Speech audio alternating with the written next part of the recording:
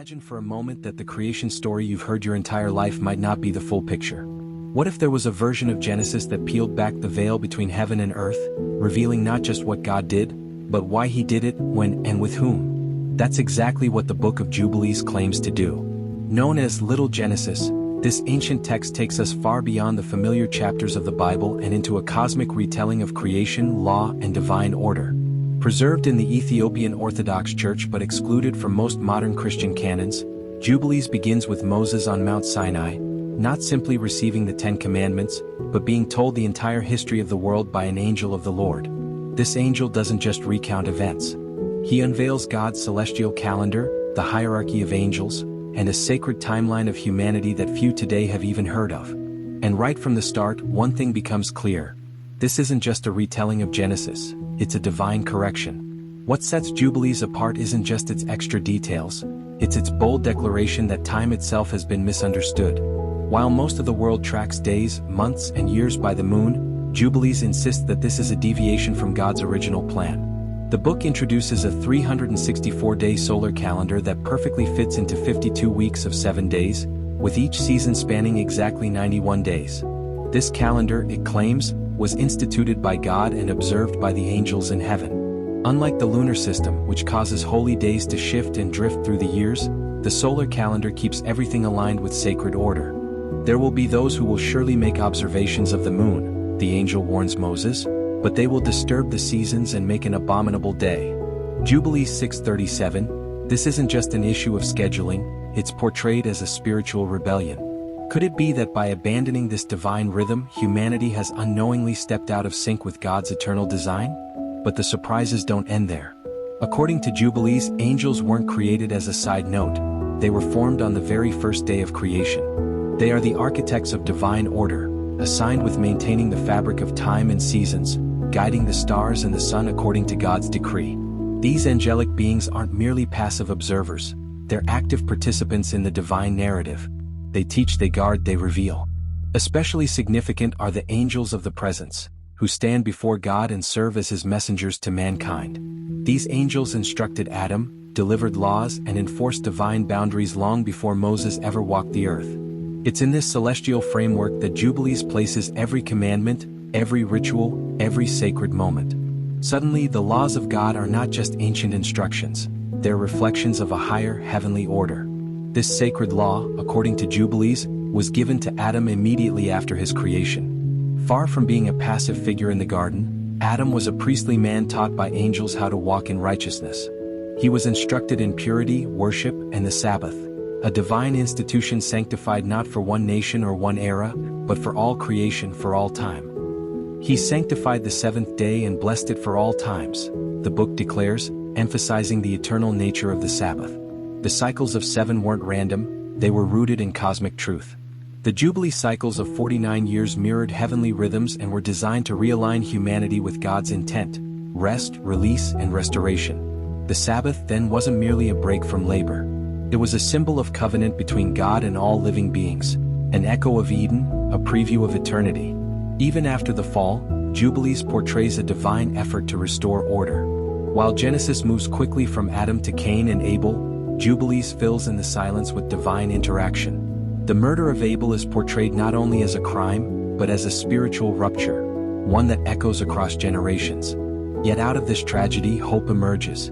Seth, the third son of Adam, becomes the father of the righteous line, carefully taught by angels to keep God's commandments. This sets the stage for a recurring theme in Jubilees: divine knowledge being passed down from heaven to earth, not just through prophets, but through angelic instruction. This heavenly mentorship continues with Enoch, who is portrayed not only as righteous, but as a man who understood celestial secrets, timekeeping, and divine judgment. The flood narrative itself, while familiar, is reframed as a cleansing not just of physical wickedness, but of spiritual contamination unleashed by the Nephilim, giants born of rebellious angels and human women. These Nephilim, mentioned briefly in Genesis 6, are given a central role in Jubilees. Their corruption of humanity, their defilement of the earth, and their unleashing of lawlessness were so severe that God decreed their destruction and the purification of creation through the flood. But even in judgment, God's goal was restoration. The covenant made with Noah after the flood is painted not just as a promise of survival, but a reaffirmation of the original laws given to Adam. Noah, like his ancestor, is taught anew the importance of purity, sacrifice, and observing the sacred calendar. His story marks a reset in the divine plan, one that would continue through Abraham, Isaac, Jacob, and eventually Moses himself. Through it all, the Book of Jubilees weaves a theme often overlooked in mainstream theology, that from the very beginning, God intended for his creation to live in sync with heavenly patterns, guided by angelic wisdom and measured by sacred time. So why was such a book rejected by much of the early church? Was it too radical, too structured, or simply too challenging to the traditions that developed after the apostles? One thing is clear: the Book of Jubilees offers a profound, if controversial, lens into the ancient mind of faith, a lens where time is sacred, angels are instructors, and divine law is more than a list of rules, it's the heartbeat of creation. The question remains: what would change in our spiritual lives if we re-examined our faith through the lens of sacred time? If we realigned ourselves with the calendar of heaven? And if these ancient truths were never meant to be hidden, but rediscovered? In the ancient deserts of Mesopotamia, a fire was lit, not a fire of wood and flame, but one of defiance, burning in the heart of a man called Abram. While Genesis presents him as a faithful servant who answered the divine call and left his homeland in obedience, the Book of Jubilees paints a bolder picture. Here, Abram is a revolutionary, a spiritual warrior who destroys the idols in his father's house, rejecting the corrupt traditions of his forefathers. This was no ordinary act of rebellion, it was a cosmic rupture. Jubilees 11:16-17 reveals that Abram's decision to abandon idolatry wasn't just personal, it was prophetic. He wasn't merely obeying a voice, he was overthrowing a kingdom of darkness. This defiant act positioned him as the foundation of a new spiritual nation, one destined to walk in the light of divine law and truth. His legacy wasn't built only on faith, it was carved through confrontation with the spiritual forces of his time. Have you already clicked on the like button and subscribed to the channel? This helps us understand that you are enjoying our videos and YouTube is sending you more. We count on your help. Let's go back to the video. But the contrast doesn't end with his early life. Genesis introduces circumcision in chapter 17 as the first formal commandment to Abraham, marking his covenant with God. Yet in Jubilees, Abraham's spiritual awareness runs much deeper. He is shown keeping the Sabbath, offering sacrifices, and living by commandments long before Moses ever walked Mount Sinai. According to Jubilees 12:25, Abraham learned these laws directly from angels, who revealed to him what was written on the heavenly tablets. These tablets, described throughout the book, serve as divine blueprints for creation, cosmic scrolls containing laws not crafted for a single nation, but for all of heaven and earth. This framing transforms Abraham from a solitary man of faith into a key figure within an eternal divine system. His obedience isn't reactive, it's prophetic. He aligns himself with eternal principles that transcend time, stepping into a covenant that existed before the world began. The significance of circumcision also takes on a new dimension in Jubilees. While Genesis highlights the act as a physical sign of Abraham's covenant, Jubilees 15:25 declares it an eternal ordinance, etched into the heavenly tablets from the dawn of creation. Circumcision, in this light, becomes a sacred alignment with divine order, an act that binds Abraham and his descendants not just to God's promise, but to the very rhythm of the cosmos. This isn't just a ritual, it's a revelation. The covenant is not a moment, it is a perpetual alignment with laws that govern angels and men alike.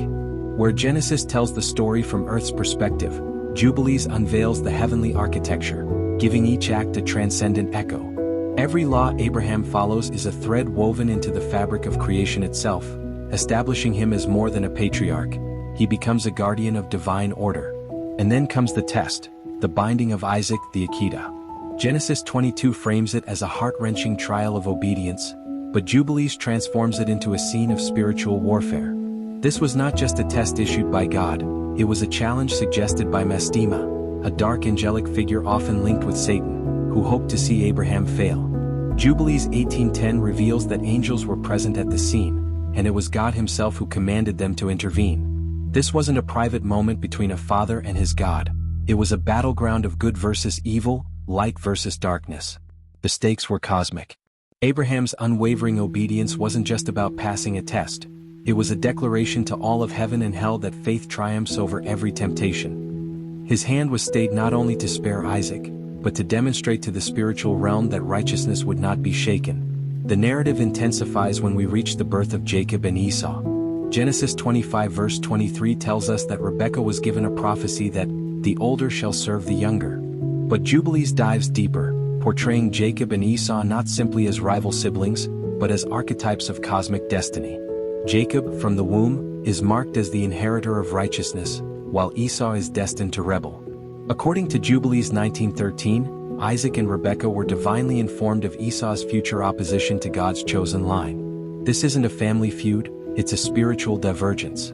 Esau becomes the progenitor of a rebellious nation that would consistently oppose God's people. His rejection of the birthright and the blessing is no longer just impulsive, it is prophetic. Jacob's controversial actions are reframed not as deceit but as divine orchestration, fulfilling a heavenly decree. In this version, even deception becomes destiny. Jubilees makes it clear that Esau's rebellion isn't just individual, it's generational and national. While Genesis quietly notes Esau's move to the hill country of Seir, Jubilees 37:1 expands it into a narrative of oppression. Esau's descendants are portrayed as a hostile force, constantly at odds with Jacob's lineage. Their rivalry isn't just about land or blessing, it's a symbol of the ongoing spiritual war. Jacob represents righteousness, law, and divine favor, while Esau and his nation symbolize rebellion and darkness. This transformation elevates the biblical story into a prophetic vision of history. Every conflict between Israel and the nations descended from Esau is cast as another chapter in a cosmic struggle. It is no longer just about inheritance, it is about allegiance, to God's law or to the forces that oppose it. Jacob's role evolves dramatically in Jubilees. While Genesis presents him as the recipient of his father's blessing, Jubilees depicts him as the next custodian of divine law. After receiving the blessing, Jacob is not just favored, he is entrusted. According to Jubilees 27:23, God appears to him in the night and reaffirms the promises given to Abraham and Isaac. But more than that, Jacob is given laws, commandments about the Sabbath, purity, and the sacred calendar, that mirror the Mosaic law. These aren't new rules, they are eternal statutes previously written in heaven. Jacob becomes a priestly figure, a guardian of divine order who must ensure that his descendants walk in righteousness. The dream of the latter becomes more than a vision of angelic movement, it becomes a transmission of divine authority, a transfer of sacred responsibility. Jacob is no longer just a patriarch, he is a living link between heaven and earth. And as the story moves toward its climax, the rivalry between Jacob and Esau transcends their generation.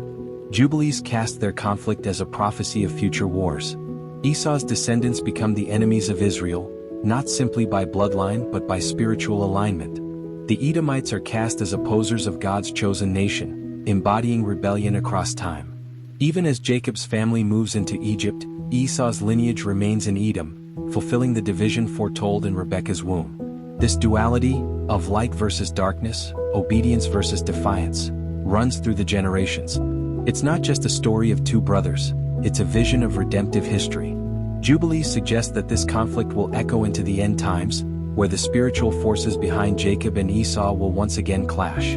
In this apocalyptic vision, Jacob's line is destined to triumph, not by might, but by fidelity to the eternal laws written in the heavenly tablets.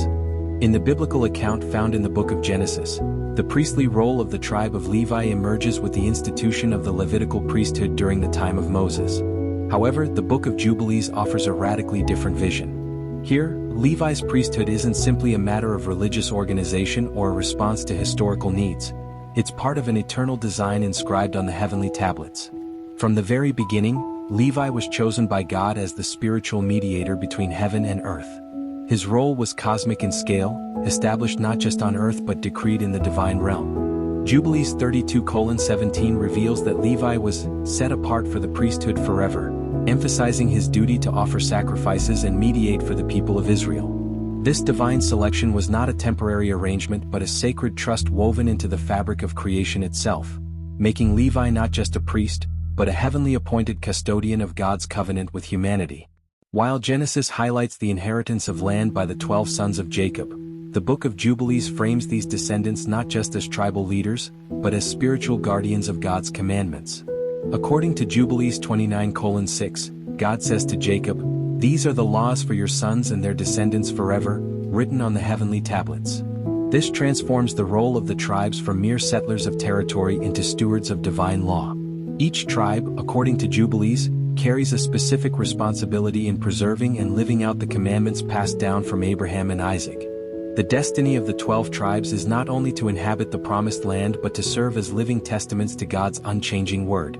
Their obedience, or disobedience, would impact not only their own futures but the spiritual well-being of generations to come. The narrative creates a profound sense of cosmic accountability, where every action echoes in eternity.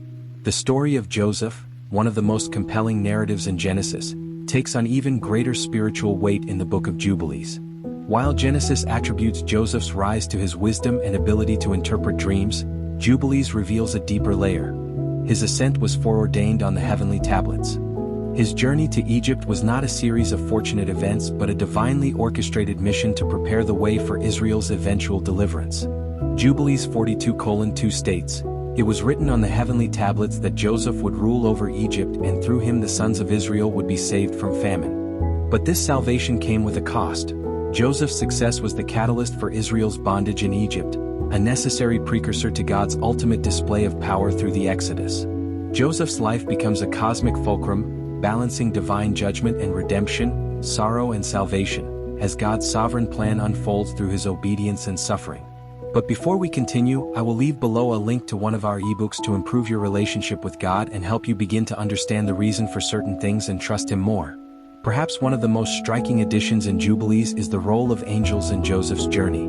Unlike Genesis, where God's guidance comes primarily through dreams, Jubilees depicts angels as divine agents assigned to protect and guide Joseph.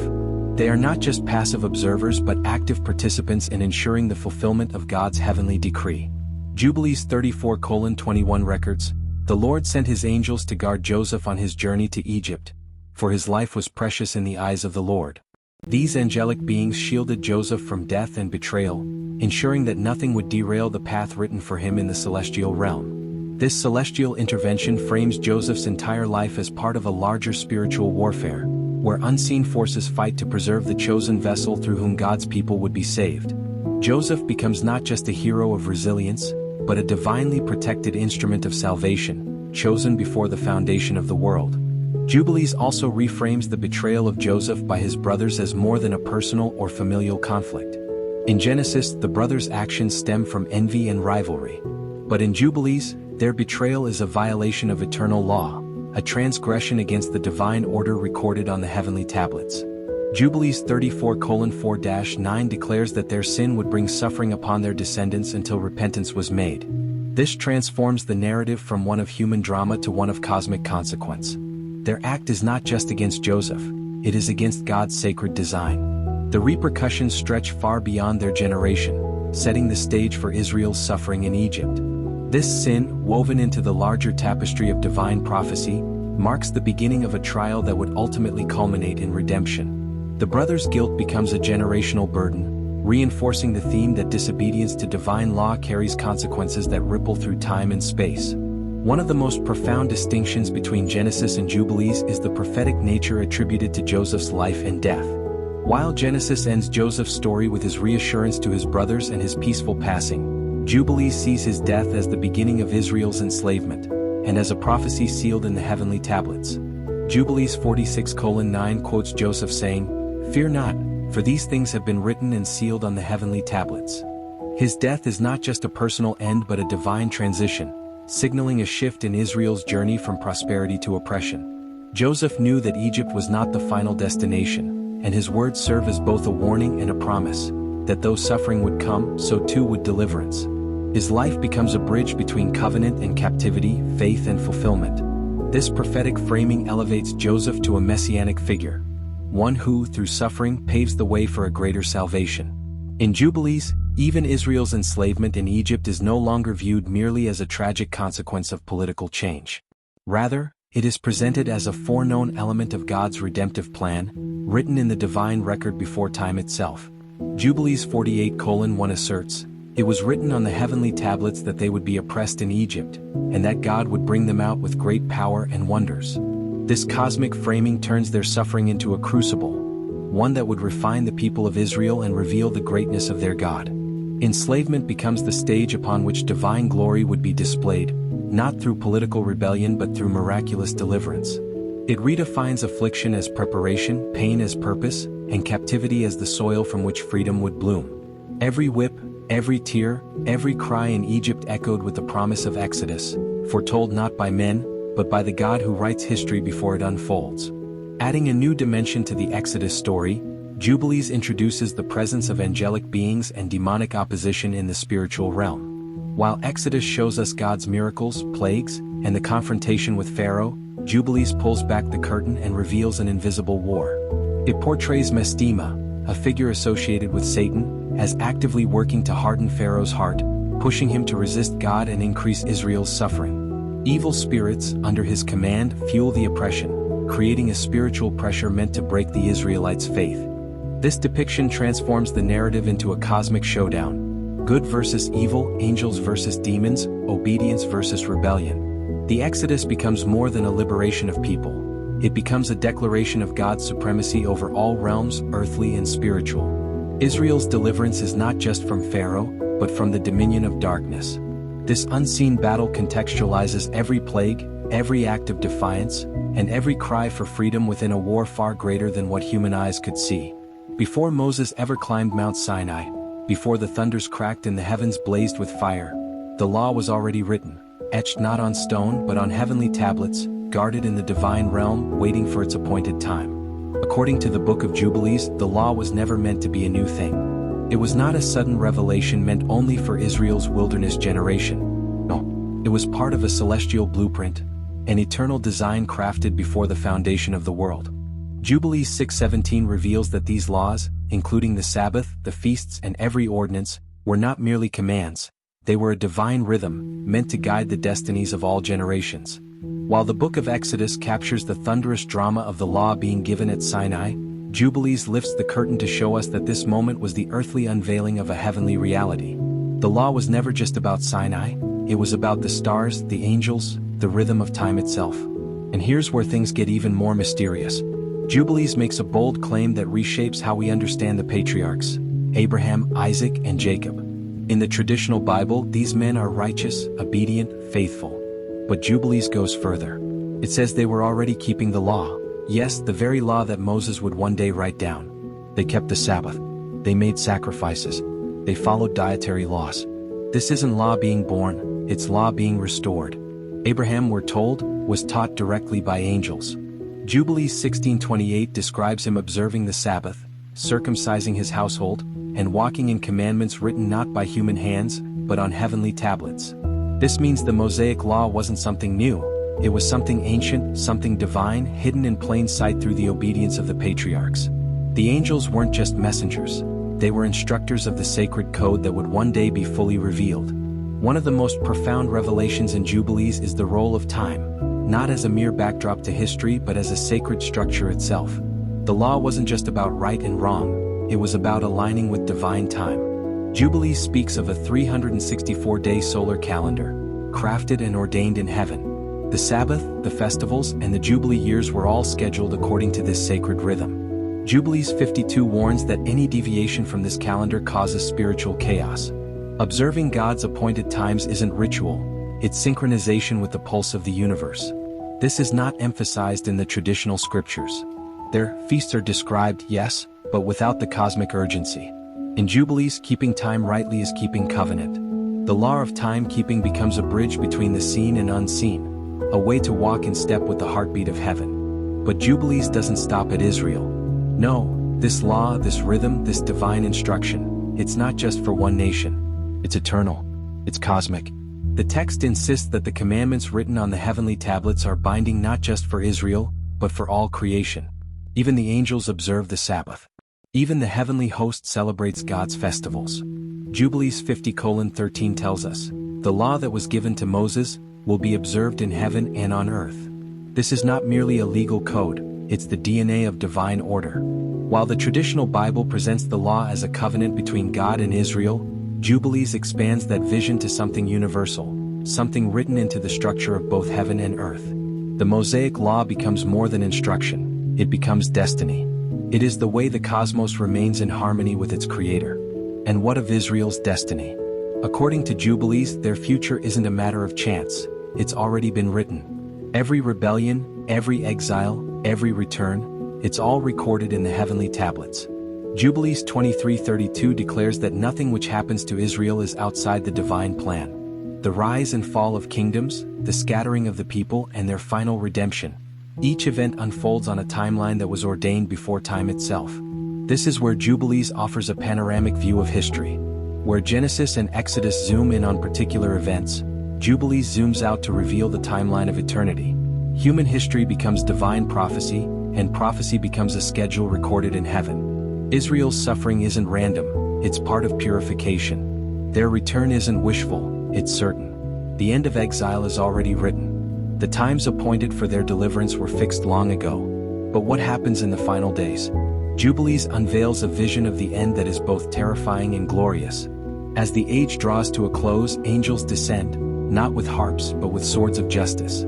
These messengers of fire will separate the righteous from the wicked. The leader of evil spirits, Mastema, will be bound and thrown into the abyss. Jubilees 23:29 paints a vivid picture of this cosmic battle. Good versus evil, angels versus demons. And at the center of it all stands the faithful remnant. Those who kept the commandments, who walked in God's timing, who refused to stray. While Revelation speaks of judgment, Jubilees emphasizes the role of divine order being restored. This is not chaos, it's cleansing. Evil will be judged, but the righteous will inherit the earth, not because of luck, but because they walked in the law that governs both angels and men. Have you already clicked on the like button and subscribed to the channel? This helps us understand that you are enjoying our videos and YouTube is sending you more. We count on your help. Let's go back to the video. Redemption then is not simply national, it's cosmic. Jubilees reveals that the return of Israel is part of a spiritual reawakening. After a time of great tribulation, the people will be purified. They will return to the law. Holiness will be restored. And the Messiah will come, not to create a new order but to re-establish the divine one that was always intended. Jubilees 23:26 proclaims that this restoration was already recorded in the heavenly tablets. This messianic kingdom isn't just about peace, it's about alignment with heaven. The law will be written on their hearts, the covenant renewed. God's kingdom will descend to earth, not in theory but in fullness. The age of rebellion will end. The age of righteousness will begin. And so we arrive at the final moment, the end of the age, the dawn of eternity. The wicked are cast into the lake of fire.